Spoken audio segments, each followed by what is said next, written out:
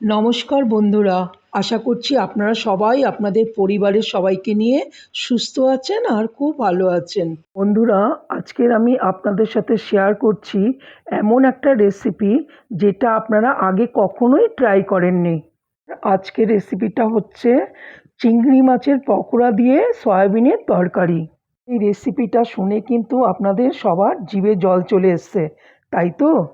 আর দেরি করছি না, আমি রেসিপিটা স্টার্ট করে দিচ্ছি। আপনারা সবাই আমার সাথে থাকুন আর ভিডিওটা পুরোটা দেখুন, কেমন? আজকের যেই উপকরণগুলো আমি নিয়েছি সেগুলো আগে আপনাদের দেখিয়ে দিচ্ছি।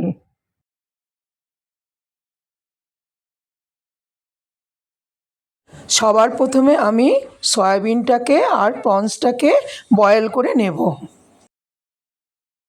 সয়াটা বয়েল হয়ে গেছে, এখন আমি আলাদাভাবে প্রনসটাকে বয়েল করে নিচ্ছি। একটু হলদি দিলাম আর একটু নুন দিলাম। প্রনসটা এবার বয়েল হয়ে গেছে। আমি প্রনসটাকে বয়েল করে নিয়ে তারপরে যে চালের পেস্টটা বানিয়েছিলাম তার সাথে দুটো কাঁচা লঙ্কা দিয়েছি, একটু নুন দিয়েছি। এখন ওই চালের পেস্টটার সাথে প্রনসটাকে মাখিয়ে আমি এখন ফ্রাই করব।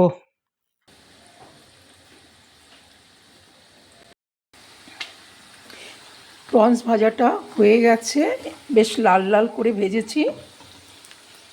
আমি সয়াটাকে খুব হালকা করে ফ্রাই করে নিচ্ছি।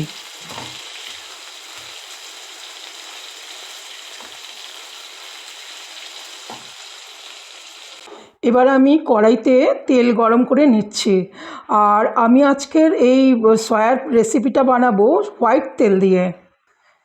তেলটা গরম হওয়ার পর আমি একটু তেজপাতা আর এলাইচি আর দারচিনি ফোড়ন দিলাম। এবার পেঁয়াজটা ছেড়ে দিলাম। এবার রসুন বাটা দিলাম, আদা বাটা দিলাম আর কাঁচা লঙ্কা বাটা দিলাম।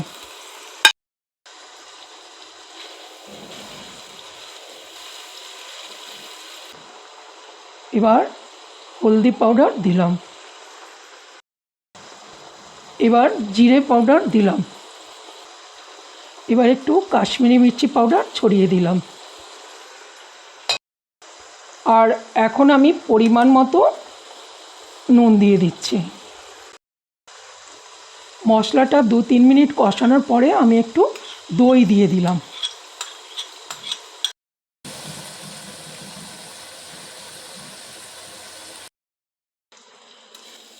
মশলাটা এবার একদম ভালো মতো কষানো হয়ে গেছে।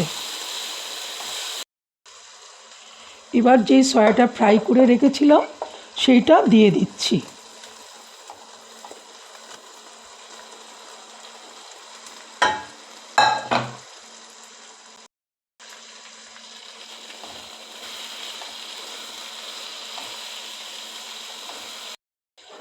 মশলাটা সয়ার সাথে আমি 5 মিনিট রেখে কষিয়ে নিয়েছি। এবার আমি এক এক করে প্রনস ফ্রাইগুলো মিশিয়ে দিলাম।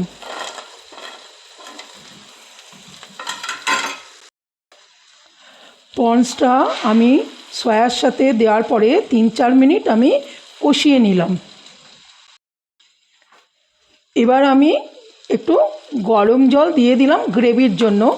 আর এই জলটা আপনারা আপনাদের পরিমাণ মতন দেবেন। জলটা দেওয়ার পর আমি এবার ঢাকা দিয়ে রাখছি। 5-7 মিনিটের মতন আরও ফুটতে লাগবে। কারিটা যখন একেবারে কষে এসছে গ্রেভিটা, তখন আমি একটু কাঁচা টমেটো দিয়ে দিয়েছি। এবার পুরোটাই হয়ে গেছে।